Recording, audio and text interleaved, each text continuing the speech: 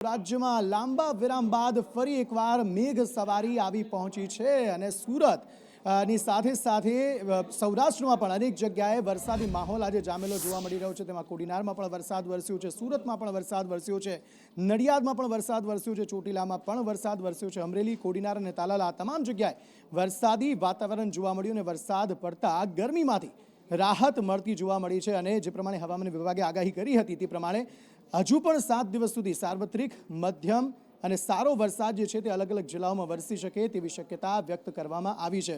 સુરતમાં અનેક નીચાણવાળા જે વિસ્તારો હતા ત્યાં પાણી ભરાઈ જવાની સમસ્યા પણ સર્જાઈ, વાહન ચાલકોને પણ રસ્તાઓ પર પાણી ભરાઈ જતા થોડી તકલીફનો સામનો કરવો પડ્યો છે। પરંતુ આ માહોલ અત્યારે રાજ્યનો અલગ અલગ જગ્યાનો જોવા મળી રહ્યો છે કે જ્યાં વરસાદી વાતાવરણ અમી છાંટણા થતા ગરમીમાંથી રાહત મળતી અત્યારે જોવા મળી રહી છે। અમરેલી, કોડીનાર, તાલાલા તમામ જગ્યાએ વરસાદી માહોલ જામ્યો છે। બીજી તરફ ખેડૂતો એક તરફ ખુશખુશાલ જોવા મળી રહ્યા છે કારણ કે લાંબા વિરામ બાદ ફરી એકવાર મેઘ સવારી આવી પહોંચી છે જેથી તેમનો જે ઊભો પાક છે તેને જીવતદાન મળશે તેવું ખેડૂતોનું માનવું છે। સમગ્ર મામલે વધુ માહિતી સાથે સંવાદદાતા મયુર સોની જોડાઈ ગયા છે। મયુર, રાજ્યમાં ફરી એકવાર મેઘ સવારી આવી પહોંચી છે।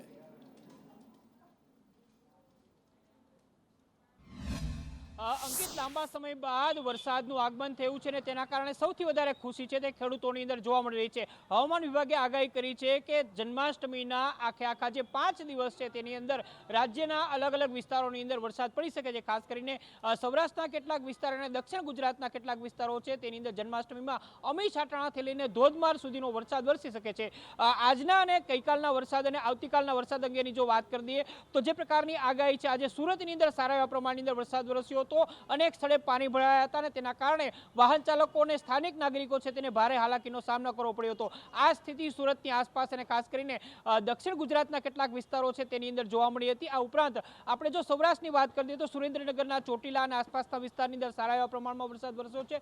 તો સાથે સાથે તાલાલા અને આસપાસના ગીર ધવા પંથકના વિસ્તારો છે ત્યાં સારા એવા પ્રમાણની અંદર વરસાદ વરસ્યો છે। અમરેલીની આસપાસના વિસ્તારમાં સારા એવા પ્રમાણમાં વરસાદ વરસ્યો છે। આ ઉપરાંત ગીર સોમનાથ, ખાસ કરીને કોડીનાર છે, કોડીનારની આસપાસના વિસ્તારમાં અને ગીરના જે બૃહદ ગીરના વિસ્તારો છે, ગ્રામ્ય વિસ્તારો છે ત્યાં સારા એવા પ્રમાણની અંદર વરસાદ વરસ્યો છે।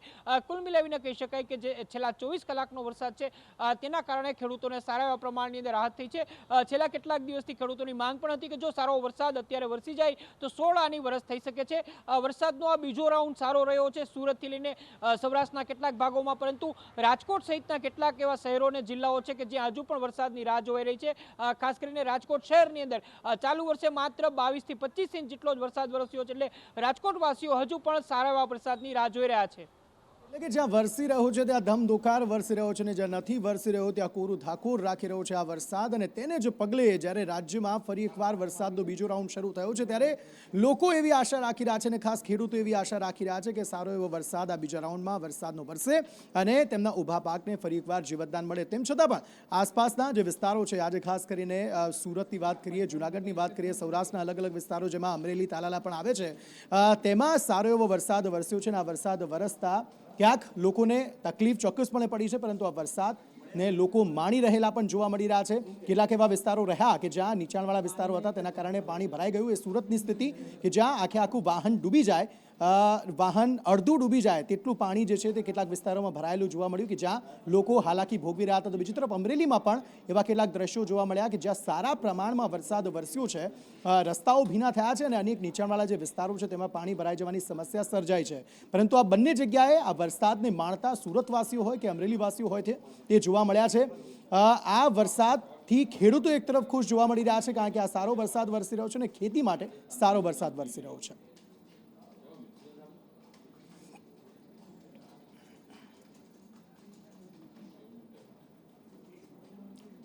તો આ તમામની વચ્ચે જ્યારે આજે વરસાદ વરસ્યો છે ત્યારે હવામાન વિભાગે એ પણ આગાહી કરી છે આગામી 7 દિવસ સુધી સાર્વત્રિક વરસાદ જે છે તે જિલ્લામાં વરસી શકે। જો કે ભારે વરસાદની શક્યતા નકારી કાઢી છે હવામાન વિભાગે, પરંતુ કહ્યું છે કે મધ્યમ વરસાદ અને સારો વરસાદ અલગ અલગ જિલ્લાઓમાં જે છે તે જોવા મળી શકે છે।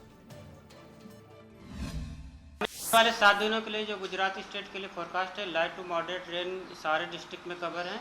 और वार्निंग की बात करेंगे तो वार्निंग के लिए आज जहां पर हैवी रेनफॉल की वार्निंग और साथ में येलो अलर्ट जारी है वो डिस्ट्रिक्ट है दाहोद, छोटा उदयपुर, नर्मदा, भरूच, सूरत, नवसारी, वलसाड़, डांग, तापी, दमन और दादरा नगर हवेली, जहां पर हैवी रेनफॉल की वार्निंग और साथ में येलो अलर्ट जारी है। और कल की बात करेंगे डे 2 के लिए, जहां पर हैवी रेनफॉल की वार्निंग और साथ में येलो अलर्ट जारी है। वो डिस्ट्रिक्ट है दाहोद, छोटा उदयपुर, नर्मदा, भरूच, नवसारी, वलसाड़, डांग, तापी, दमन, दादरा नगर हवेली और साथ में सूरत डिस्ट्रिक्ट शामिल है। તો હવામાન વિભાગે કહ્યું તો છે કે 7 દિવસ સાર્વત્રિક વરસાદ વરસી શકે છે, પરંતુ વરસાદના પહેલા રાઉન્ડમાં જ્યાં વધારે વરસાદ જે જિલ્લાઓમાં અને જ્યાં તાલુકામાં વરસી ગયો ત્યાં અતિવૃષ્ટિ થઈ અને ત્યાં પાક નુકસાની જોવા મળી છે. અને આ જ મુદ્દો આજે ગૃહમાં પણ ઉઠ્યો. ચોમાસું સત્ર આજથી શરૂ થયું અને આ ચોમાસું સત્રમાં આ મુદ્દો ઉઠ્યો હતો અને કહેવામાં આવ્યું હતું કે એ ખેડૂતોનું શું કે જ્યાં વધુ વરસાદ વરસી ગયો છે અને તેમના પાકને પારાવાર નુકસાન જે છે તે જોવા મળ્યું છે. આ સમગ્ર મામલે કશ્યપ જોશી પાસેથી વધુ વિગતો મેળવીએ. કશ્યપ,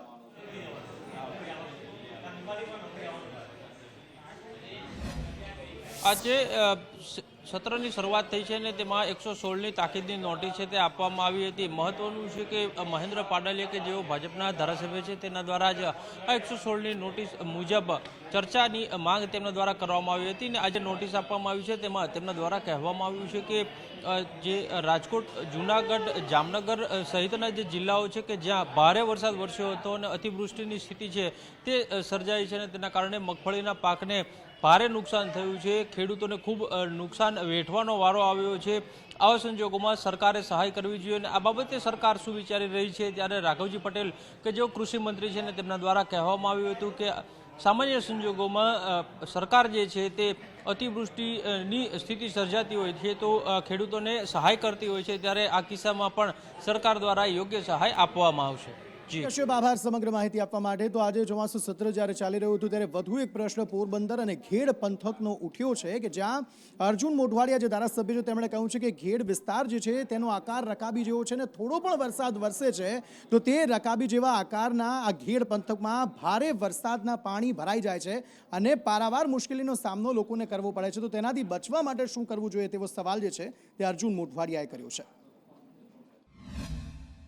આ ઘેડ વિસ્તારની અંદર જે કાયમી ધોરણે પાણી ભરાય છે અને ઝડપથી પાણીનો નિકાલ થતો નથી, એને કારણે દર ચોમાસામાં જે નુકસાનો થાય છે એને નિવારવા માટે ગયા વખતે જ્યારે હું વિપક્ષનો સભ્ય હતો એ વખતે પણ અમે રજૂઆત કરી હતી. માનનીય મુખ્યમંત્રી શ્રી ભૂપેન્દ્રભાઈની સૂચનાથી રાજ્ય સરકારે એક શેકોન પ્રાઇવેટ લિમિટેડ નામની એક રાષ્ટ્રીય કક્ષાની એન્જિનિયરિંગ કંપની છે, એમણે આખી ટોપોગ્રાફીનો અભ્યાસ કરીને એના ઉકેલો સૂચવવા માટેનો જે અહેવાલ તૈયાર કરવાનો છે એ અંતિમ તબક્કામાં છે અને 1-2 મહિનામાં અહેવાલ સુપ્રત થઈ જાય તો એને આધારે જે કંઈ નદી ઊંડી પહોળી કરવાની છે, કેનાલો વધારે બનાવવાની છે અને નદીઓના મુખ પહોળા કરવાના છે અને એ સિવાય જે પાણીનો સંગ્રહ કરવા માટેની વ્યવસ્થા છે એ સહિતની યોજનાઓ અમલમાં આવશે તો ઘેડ વિસ્તારની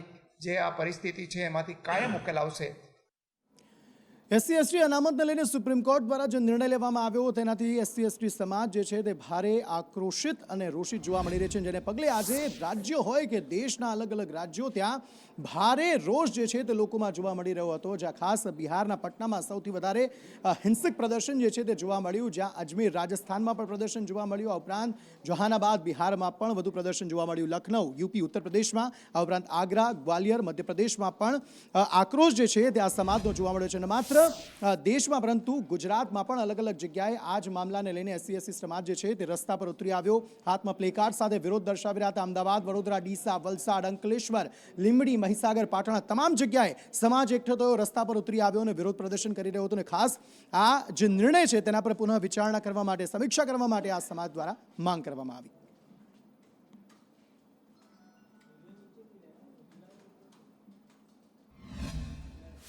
પણ જ્યારે જાતિ આધારિત વસ્તી ગણતરી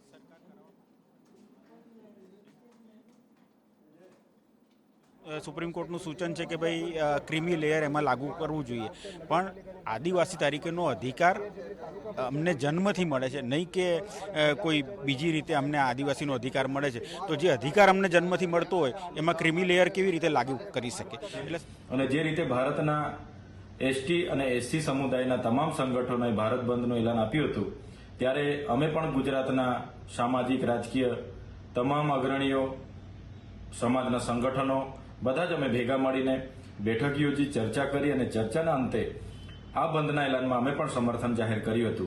ऐसा माहौल क्यों पैदा किया जाता है कि बार बार उनके मन में एक भय का माहौल, एक संशय का माहौल, एक रोष का माहौल होता है.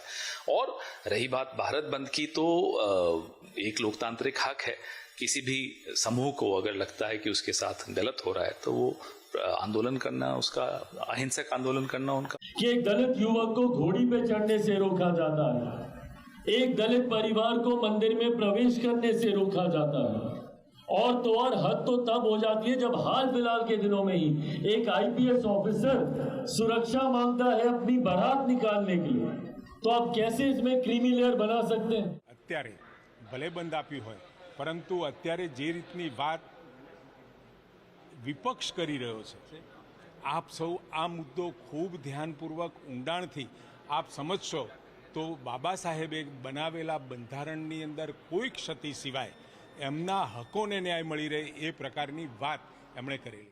सुप्रीम कोर्ट ने जो आदेश दिया है कि वर्गीकरण होना चाहिए, तो वर्गीकरण होना चाहिए. माननीय प्रधानमंत्री जी के साथ भी ये बात को हमने कैबिनेट में शेयर किया था. इसलिए आज का बंद उन लोगों का अनैतिक है.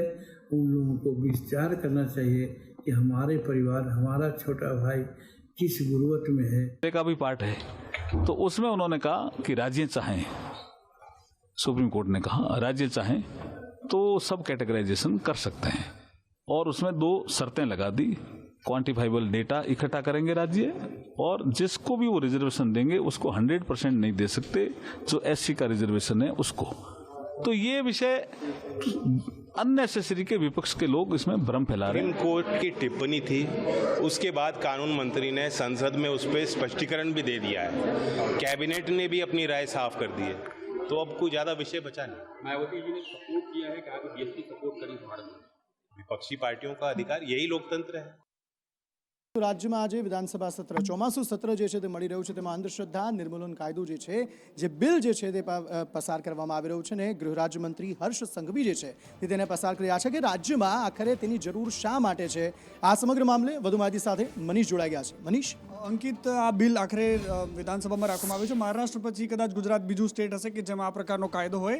અંધશ્રદ્ધાને ડામવા માટેનો આ કાયદો છે, ને ખાસ કરીને એમાં અલગ અલગ જોગવાઈઓ રાખવી છે. બિનજામીનપાત્ર ગુનો છે, એમાં જો કોઈ આ પ્રકારની પ્રવૃત્તિ કરતા ઝડપાય છે, એની સામે કોઈ કાર્યવાહી કરવા માટે ફરિયાદ કરે છે તો. અને બીજી બાજુ એ છે કે 6 મહિનાથી લઈને 7 વર્ષ સુધીની સજાનો એમાં જોગવાઈ છે. એની સાથે સાથે સૌથી ઇન્ટરેસ્ટિંગ વાત એ પણ છે કે 5,000થી લઈને 50,000 સુધીના દંડની પણ જોગવાઈ છે. પરંતુ ગુજરાતના ગામે ગામ આ પ્રકારની ચાલતી બદીઓ, જેને કુરિવાજો કહી શકાય, એમાં પણ સામાન્ય માણસ ગામડાઓમાં પણ જો કોઈ, ગામડાની વાત છોડો, શહેરોમાં પણ આ પ્રકારની પ્રવૃત્તિઓ ચાલે છે. ભુવાઓના ચક્કરમાં ફસાઈને લોકો પોતાના નાના નાના બાળકોને ડામ આપવાથી લઈને અનેક એવી માનવ બલિ સુધીની ઘટનાઓ પણ આપણે જોઈ રહ્યા છે. અને આ જ ઘટનાઓને ડામવા માટે સરકારે આ કાયદો લાવ્યો છે. રોજ ચાલતા આ પાખંડથી બચવા માટે લોકો પાસે કાયદાનું રક્ષણ મળે એના માટે ગુજરાત સરકાર આ પહેલ કરી રહી છે. આજે વિધાનસભાની અંદર 3 દિવસનું આ સત્ર છે, જેમાં આજે ગૃહ રાજ્યમંત્રી હર્ષ સંઘવીએ અત્યારે બિલ રાખ્યું છે. હવે એ ધ્વનિમતથી પસાર થશે અને ત્યારબાદ એ કાયદો બનવા તરફ આગળ વધશે. તો ગુજરાતમાં આ પ્રકારનો કાયદો બની રહ્યો છે, જે મહારાષ્ટ્ર બાદ બીજા ક્રમે ગુજરાત આ રાજ્ય હશે. અંકિત. મનીષ, આભાર સમગ્ર માહિતી આપવા માટે. અને આ ઉપરાંત જે ઓલ્ડ પેન્શન સ્કીમની જે માંગ છેલ્લા કેટલાક સમયથી વધુ પ્રબળ બની રહી છે, શિક્ષકો જે છે તે હવે આકરા પાણી આજે જોવા મળ્યા, અને એવા આકરા પાણીએ જોવા મળ્યા કે વિધાનસભાના ઘેરાવ સુધીની કાર્યવાહી કરવા માટે પણ તેઓ તૈયાર થઈ ગયા અને વિધાનસભા તરફ તેમણે કૂચ પણ કરી લીધી હતી. ઓલ્ડ પેન્શન સ્કીમની તેઓ વાત કરતા કહે છે કે છેલ્લા ઘણા સમયથી સરકાર જે છે તે લોલીપોપ આપી રહી છે અને સરકાર કહી રહી છે કે આ કાર્યવાહી થશે, પરંતુ થઈ નથી રહી. અને એ જ મામલામાં શિક્ષકો આજે આકરા પાણીએ જોવા મળ્યા અને વિધાનસભા તરફ કૂચ કરતા જોવા મળ્યા હતા. જૂની પેન્શન યોજનાને લઈને ગાંધીનગરમાં શિક્ષકો દ્વારા વિરોધ છે તે કરવામાં આવી રહ્યો છે, અને તે લોકોની માંગ છે કે અત્યારે સત્ર જે ચાલી રહ્યું છે તે દરમિયાન જૂની પેન્શન યોજનાની અંગે જે સરકાર દ્વારા વચન આપવામાં આવ્યું હતું તે પાળવામાં આવે. શિક્ષકો સાથે વાત કરીશું. આપ અત્યારે આંદોલન કરી રહ્યા છો, વિધાનસભા તરફ કૂચ કરી રહ્યા છો, મુદ્દો શું? 2022ની ચૂંટણી પહેલા 1/4/2005 પહેલાના તમામ કર્મચારીઓને જૂની પેન્શન યોજના આપવાની વાત હતી. એને 2 વર્ષ થઈ ગયા છે, સરકારે ઠરાવ નથી કર્યો. એટલા માટે અમે વિધાનસભા ઘેરાવ કરીને રોજ આ જ કાર્યક્રમો આપશો. અત્યારે સત્ર ચાલુ છે, આપને શું માંગ છે? સત્ર ચાલુ છે, એના મુખ્યમંત્રી અને મંત્રીશ્રીઓએ કમિટમેન્ટ કર્યું હતું, એટલે અમે એની આગળ જઈએ છીએ કે તમે બધા સાથે છો તો અમારો પ્રશ્ન નિરાકરણ લાવો. તો શિક્ષકો જે પ્રમાણે કહી રહ્યા છે કે અમને મંત્રી દ્વારા, મુખ્યમંત્રી દ્વારા વચન આપવામાં આવ્યું હતું ને તેથી હવે આ સત્ર ચાલી રહ્યું છે અને અમે વિધાનસભા તેને આ રજૂઆત માટે જ અમે જઈ રહ્યા છીએ. કેમેરામેન મેહુલ પટેલ સાથે કશ્યપ જોશી, સંદેશ ન્યૂઝ, ગાંધીનગર. શિક્ષકોનો આ સમૂહ જે છે તે એ વાત માની રહ્યું હતું કે અમને એ વાત કહેવામાં આવી છે કે તમારી માંગો પૂરી થશે, પરંતુ હજુ સુધી તે માંગ પૂરી કરવામાં નથી આવી, જેને પગલે જ આજે તમામ જે શિક્ષકો છે તે વિધાનસભાનો ઘેરાવ કરવા માટે પહોંચ્યા હતા. સમગ્ર મામલાને લઈને પ્રવક્તા મંત્રી ઋષિકેશ પટેલે પણ પોતાની પ્રતિક્રિયા આપી હતી. તેમણે શું કહ્યું તે સાંભળીએ. પીએસ યોજના જ્યારે લાગુ થઈ ત્યારે બંને ઓપ્શન આપવામાં આવ્યા હતા અને એ ઓપ્શન પ્રમાણે અત્યારે 2005નો વાત છે અને 2005માં જ્યારે યુપીએ સરકાર હતી ત્યારે આ જે નિર્ણય લેવામાં આવ્યો એ નિર્ણયને અત્યારે સરકારે એ વખતથી 2005થી તે 2024-25 આવવા થઈ 20 વર્ષના વાણા વહી ગયા છે. એટલે એ દરમિયાન થયેલા નિર્ણયો માટે સરકાર અત્યારે હાલના તબક્કે એવું કોઈ વિચારણામાં હોય એવું મારા ધ્યાનમાં નથી. ઓલ પેન્શન સ્કીમની વાત તો હતી, પરંતુ વિધાનસભા ગૃહમાં આજે એક મુદ્દો ભૂતિયા શિક્ષકોનો ઉઠ્યો હતો. ભૂતિયા શિક્ષકો એ શિક્ષકો કે જેઓ અનેક સમયથી વિદેશમાં સ્થાયી થઈ ચૂક્યા છે, તેમ છતાં પણ રાજ્યમાં હજી પણ સરકારી કોઈ શાળામાં તેમનું નામ બોલે છે. દાંતાના જે ધારાસભ્ય છે કાંતિ ખરાડી, તેમણે આ સવાલ પૂછ્યો હતો કે રાજ્યમાં હવે કેટલા એવા ભૂતિયા શિક્ષકો છે કે જેઓ હજુ પણ પગાર લઈ રહ્યા છે, વિદેશમાં સ્થાયી થવા છતાં પગાર લઈ રહ્યા છે, અથવા તો એવા ભૂતિયા શિક્ષકો કેટલા છે તે સવાલ પૂછવામાં આવ્યો હતો. ત્યારે એ જવાબમાં કહેવામાં આવ્યું હતું કે બનાસકાંઠા 12 એવા શિક્ષકો છે કે જેઓ વિદેશમાં સ્થાયી થઈ ચૂક્યા છે, જોકે તેમ છતાં તેમને પગાર નથી ચૂકવાયો તેવું પણ જણાવવામાં આવ્યું હતું જવાબમાં. પાટણમાં પણ એવા 7 શિક્ષકો છે કે જેઓ પણ સ્થાયી થઈ ગયા છે, પરંતુ તેઓ રજા લઈને વિદેશમાં સ્થાયી થયા છે તેવું કહેવામાં આવ્યું છે. અને હવે કાર્યવાહી જે છે તે લીગલ ટીમ પાસે વાતચીત કરીને કાર્યવાહી જે છે તે તેમના વિરુદ્ધ કરવામાં આવશે. બનાસકાંઠામાં 2 શિક્ષકો કે જેમના રાજીનામા મંજૂર કર્યા છે અને 6 શિક્ષકો એવા કે જેમના વિરુદ્ધ કાર્યવાહી પણ કરવામાં આવી છે. જોકે પાટણના 7 શિક્ષકો માટે તેમણે કહ્યું કે ત્યાં કાર્યવાહી તેમના વિરુદ્ધ કરવામાં નથી આવી, જોકે આગામી સમયમાં તેમના વિરુદ્ધ પણ કાર્યવાહી કરવામાં આવશે. જિલ્લા શિક્ષણ અધિકારી અને તાલુકા શિક્ષણ અધિકારીને 30/7/2024ના રોજ પત્ર લખીને જાણ કરી હતી, છતાં અધિકારીઓ મારફતથી કોઈ આ બાબતનો જવાબ મને મળેલ નહોતો. ત્યારે આજે આ વિધાનસભાની અંદર ગૃહમાં મેં ચર્ચા કરી. આ ગૃહની અંદર ચર્ચા કરી ત્યારે પણ માન્ય મંત્રીશ્રીને મેં પૂછ્યું કે મારા મત વિસ્તારની અંદર તમે જે 2 શિક્ષકો બતાવો છો અને એમાં ત્રણે તમે પત્રકની અંદર લખ્યું છે કે 2 વખત કારણદર્શક નોટિસ આપી છે, એક વખત કારણદર્શક નોટિસ આપી છે, તો આ નોટિસો આપ્યા પછી પણ શિક્ષકો હાજર નથી થતા, એનું કારણ શું છે?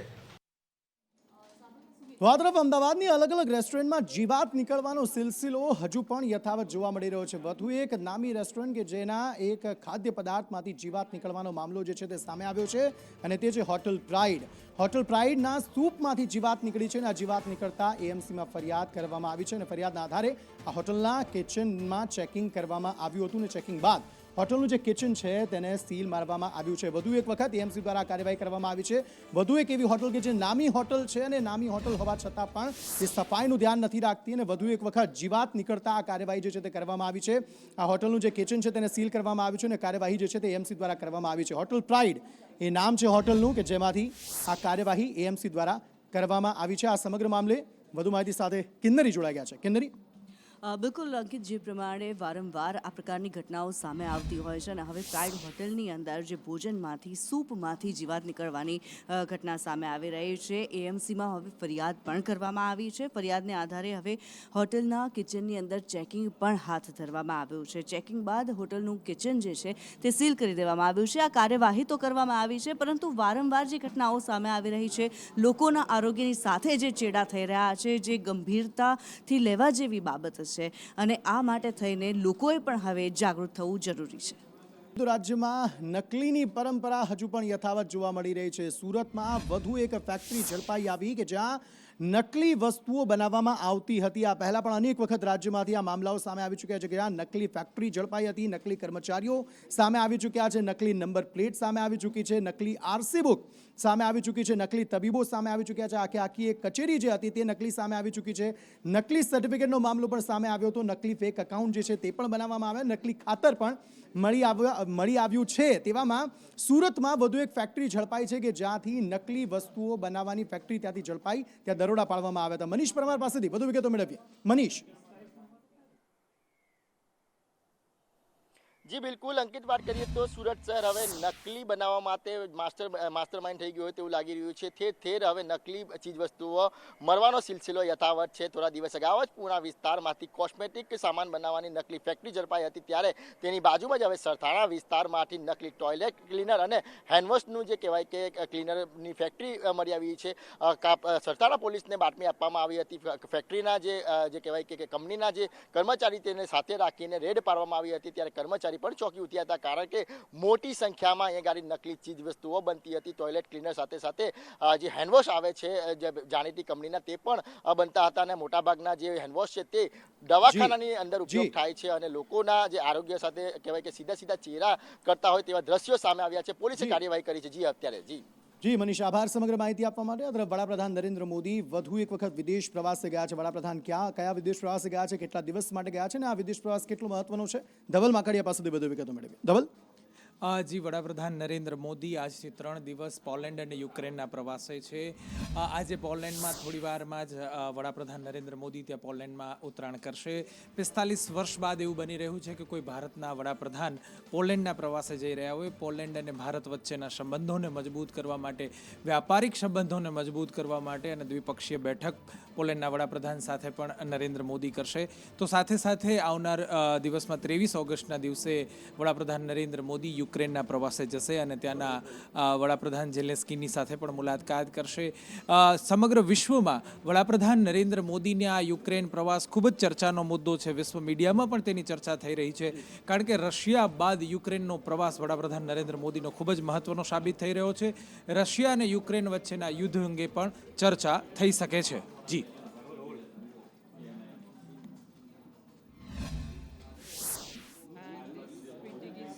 By my wife, not me, but she cannot come here because we have a 2-month daughter, so I am on behalf of her here.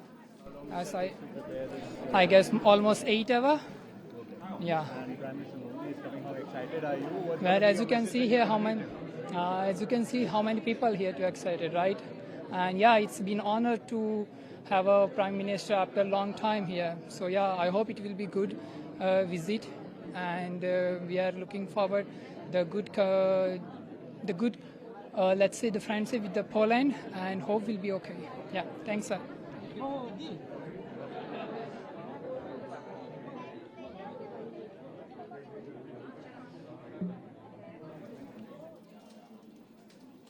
તો વડાપ્રધાન નરેન્દ્ર મોદી 2 દિવસીય વિદેશ પ્રવાસે છે. પોલેન્ડ અને યુક્રેનના પ્રવાસે વડાપ્રધાન જ્યારે જવાના છે ત્યારે ભારતીયોમાં ખાસો ઉત્સાહ જે છે તે જોવા મળી રહ્યો છે અને તમામ લોકો જે છે તે વડાપ્રધાનને આવકારવા માટે હાલ આતુર જોવા મળી રહ્યા છે.